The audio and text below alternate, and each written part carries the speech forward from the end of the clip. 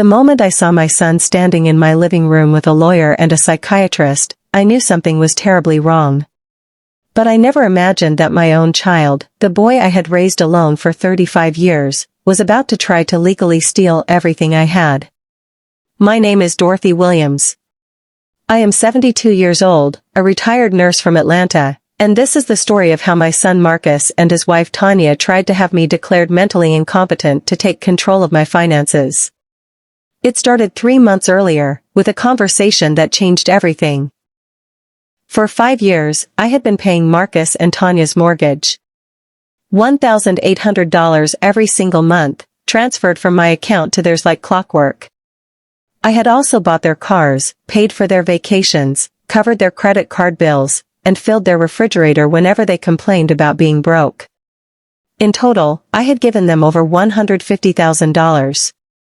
Money from my late husband's life insurance. Money from my pension. Money I had saved for my own future. But none of that mattered to them. To Marcus and Tanya, I was just an ATM with a heartbeat. The breaking point came when I discovered they had taken a $50,000 loan using my name. They had forged my signature, used my social security number, and never made a single payment. I only found out when the collection agency started calling. When I confronted Marcus, he didn't apologize. He didn't explain. He just shrugged and said, "Mom, you have more money than you need anyway. Consider it an early inheritance." Early inheritance. As if I was already dead to him. That night, I made a decision that would turn my world upside down. I canceled every automatic transfer to their accounts. I changed my bank passwords.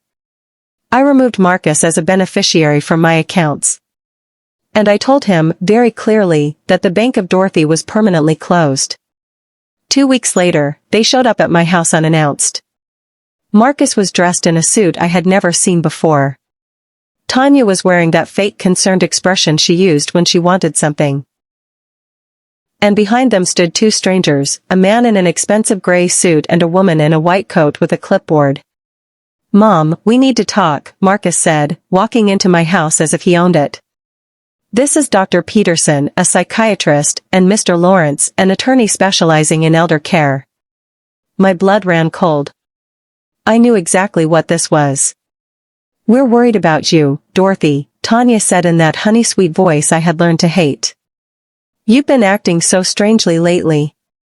Cutting us off financially without any explanation. Isolating yourself. Making irrational decisions." "The only irrational decision I ever made," I replied, "was giving you two $150,000 over 5 years. Dr. Peterson stepped forward with her clipboard. "Mrs. Williams, your family has expressed concerns about your mental state. Sudden changes in financial behavior can be an early sign of cognitive decline. I'm here to conduct an evaluation." An evaluation I didn't consent to, conducted in my own home, without any prior notice. I looked directly at Marcus. "Is this what you've become? A thief who couldn't steal from me legally, so now you're trying to have me declared crazy?" Marcus's face hardened. "Mom, don't be dramatic. We're trying to help you." "Help me? You forged my signature on a $50,000 loan. You've taken over $150,000 from me in 5 years. And now you're bringing lawyers and psychiatrists to my house to take the rest." Mr. Lawrence, the attorney, pulled a folder from his briefcase. "Mrs. Williams, we prepared some documents that would allow your son to manage your finances more efficiently. Given your age and recent erratic behavior, this would be in your best interest." He placed the papers on my table. I didn't need to read them to know what they were. Power of attorney documents. Guardianship papers. Legal tools to strip me of my rights and hand everything I own to my son. "Get out of my house," I said quietly. "All of you. Now." That night, I called my neighbor and friend, Reverend Jackson, who lived 2 doors down. He was a retired pastor who had known me for 20 years and had watched my relationship with Marcus deteriorate over time. "Dorothy," he said after I told him everything, "what they're trying to do is called elder financial abuse. It's a crime. You need a lawyer, and you need one fast. The next morning, I hired attorney Michelle Chen, a fierce woman who specialized in protecting seniors from exactly this kind of exploitation. When I showed her my bank records and told her about the forged loan, her expression grew dark. Dorothy, your son isn't just trying to get your money. He's trying to legally imprison you. If he succeeds in getting guardianship, you won't be able to make any decisions about your own life. He'll control where you live, what medical care you receive, and every penny you have. Can he actually win? I asked, terrified. Not if I have anything to say about it. Over the next month, Marcus and Tanya escalated their attacks. They filed a formal petition with the court, claiming I was mentally incompetent and needed a guardian. They submitted statements from 3 witnesses who claimed I had shown signs of confusion and memory loss. They even produced medical records suggesting I had missed important doctor's appointments, records I later discovered they had fabricated. But they made one crucial mistake. They underestimated me. I wasn't a confused old woman. I was a retired nurse with 40 years of medical experience.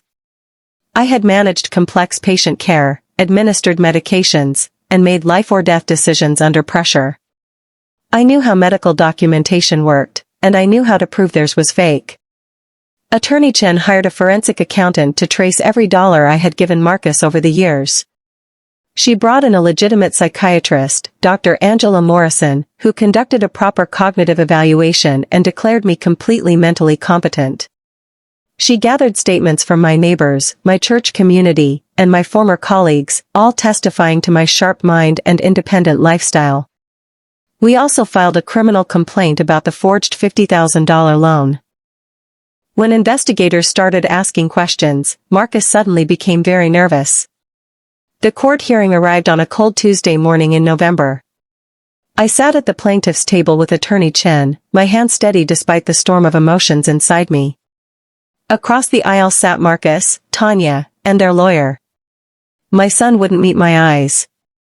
Their attorney presented their case first. He painted a picture of a confused elderly woman who had suddenly become hostile and paranoid. He described my decision to stop financial support as evidence of mental decline. He suggested that my new friendships with neighbors were actually manipulative relationships designed to isolate me from my loving family. Every word was a lie wrapped in legal language. Then it was our turn. Attorney Chen called the forensic accountant first.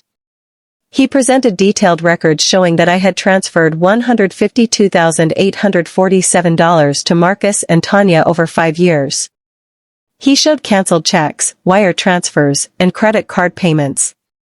He documented every single dollar I had given them. Does this financial history suggest a woman who cannot manage her money? Chen asked. On the contrary, the accountant replied. Mrs. Williams maintained meticulous records. Her accounts are perfectly balanced. Her investments are well managed. This is someone who understands finances better than most people half her age. Next came Dr. Morrison, the psychiatrist. I conducted a comprehensive cognitive evaluation of Mrs. Williams, she testified. Her memory, reasoning, judgment, and decision-making abilities are all excellent. There is no evidence whatsoever of mental decline. In fact, her cognitive scores are above average for her age group. And what about the claims of erratic behavior? Chen asked. Refusing to continue financing the lifestyle of adult children is not erratic behavior. It's healthy boundary setting. The only thing remarkable about Mrs. Williams is that it took her 5 years to do it. Finally, Chen presented the evidence of the forged loan. Bank security footage showing someone other than me signing the documents. Handwriting analysis proving the signature was fake.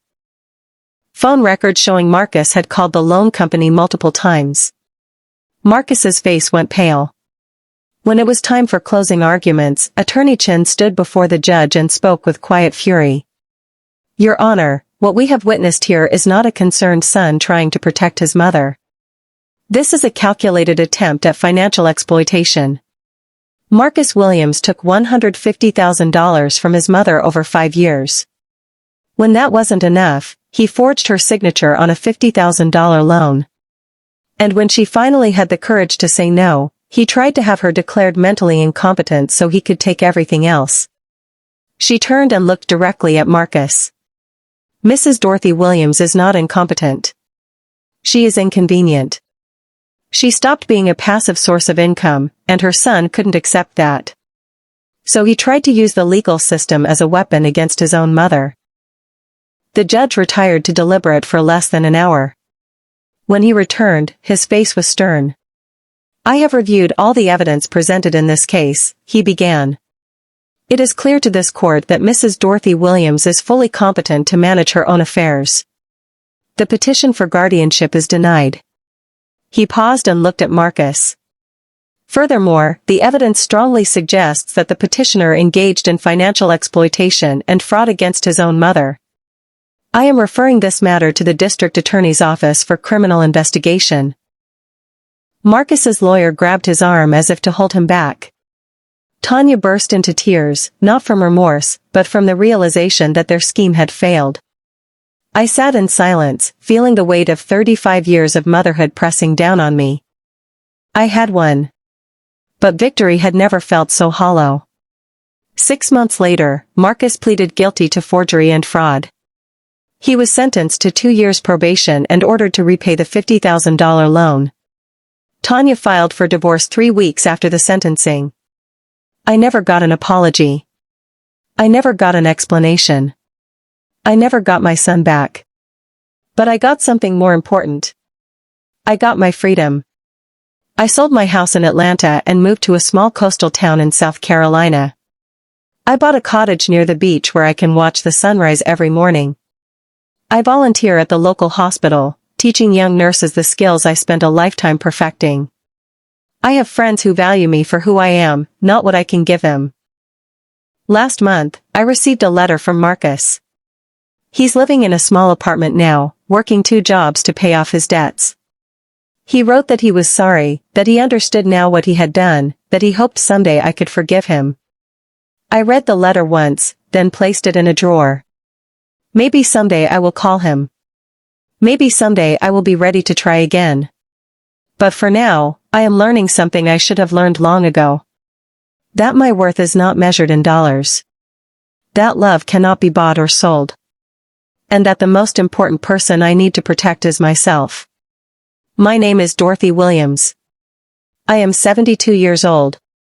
My son tried to declare me mentally incompetent to steal my money. And I won.